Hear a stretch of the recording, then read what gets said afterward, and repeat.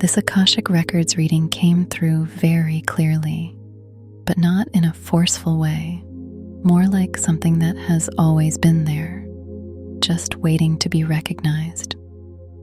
So I want you to just take a breath for a moment, because what I'm picking up on is not something you became.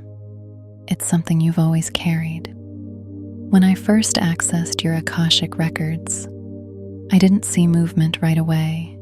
I felt stillness. But within that stillness, there was communication. Not spoken words, but messages. Understanding, clarity that didn't come from thinking.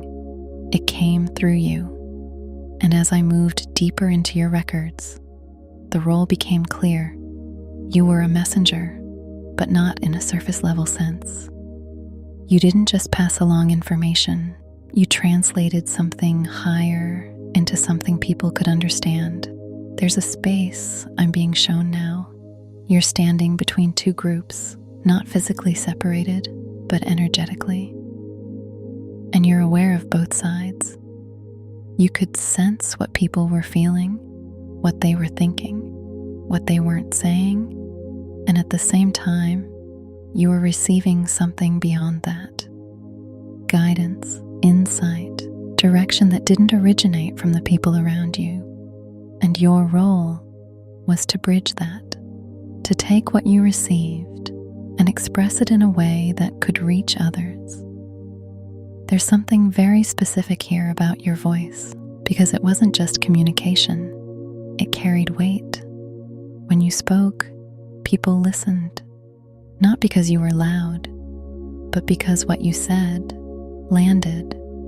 It resonated, even when it was uncomfortable, even when it challenged people. There was truth in it, and people felt that.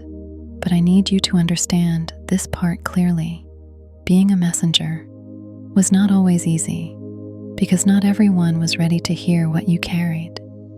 There were times where your words were accepted, respected, even sought after, and there were other times where they were misunderstood, questioned, rejected, not because they weren't true, but because they disrupted what people wanted to believe. And I'm feeling this very strongly. You experienced both recognition and resistance, moments where you were valued and moments where you were dismissed.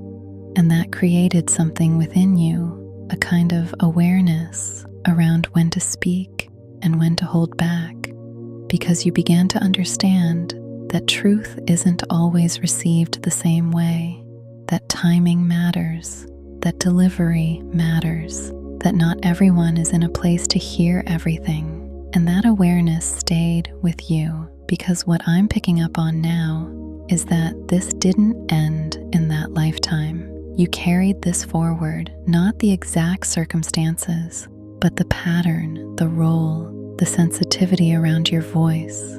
There's something very specific here. You still feel when something needs to be said. You still pick up on truth before it's spoken. You still understand situations on a deeper level than what's visible, but you don't always express it. You pause, you question, you consider how it will be received. You think about whether it's worth saying, and sometimes you choose silence, even when something in you knows this is important. And that's not random, that's memory, because in that lifetime, your voice had impact. It carried consequence, and part of you learned to be careful with it, to measure it, to filter it. But in this life, that balance is shifting, because what I'm feeling is you're not meant to hold everything in anymore. You're not meant to carry insight without expression. Your role now is not just to receive, but to share. Not everything, not constantly, but intentionally, when it matters, when it aligns. There's also something here about how your messages come through now, because they don't always feel obvious. You may not hear words, you may not experience it as something dramatic, It comes through as knowing, as clarity, as that immediate understanding of a situation that you can't always explain, but you feel certain about. And you've probably doubted that at times, wondered if you're overthinking or reading too much into things. But you're not. You're perceiving, you're translating, just like before. The only difference now is that you've been taught to question it, to rely more on logic than on what you feel. And that creates hesitation because your awareness is still active, but your trust in it has been filtered. And that's what's returning now, trust, not blindly, but steadily, through moments where you speak and realize you were right, moments where you express something and it resonates exactly the way it was meant to, moments where you stop holding back and things become clearer because your voice is part of your alignment. It's not separate from your awareness, it's an extension of it. And I'm feeling this very strongly. You're being guided to use it more, not to prove anything, not to force anything, but to allow what's already coming through you to be expressed. There's also something here about authenticity, because your strength is not in saying what people want to hear. It's in saying what's real, what's accurate, what's aligned, and that won't always be comfortable, but it will always be clear, and clarity is what you're meant to bring, just like before. So if this is resonating, if you feel that recognition, that sense of this feels familiar, that's not random, that's memory, that's alignment, that's you reconnecting with something that has always been part of you. And you don't need to force it. You don't need to suddenly change everything. You just need to start trusting it in small ways, speaking when it feels right, expressing what you know, without immediately questioning it, allowing your voice to match your awareness, because that's where everything comes together. That's where your clarity strengthens.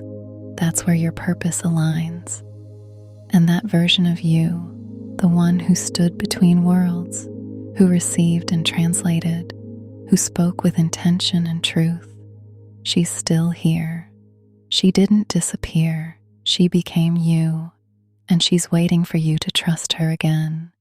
So just take a breath and notice what you feel right now, because that awareness, that quiet knowing, that pull toward expression, that's where it begins, and it only becomes stronger from here. If this resonated with you, if it felt like something within you was being recognized, you can like and subscribe and allow the messages that are meant for you to continue finding you.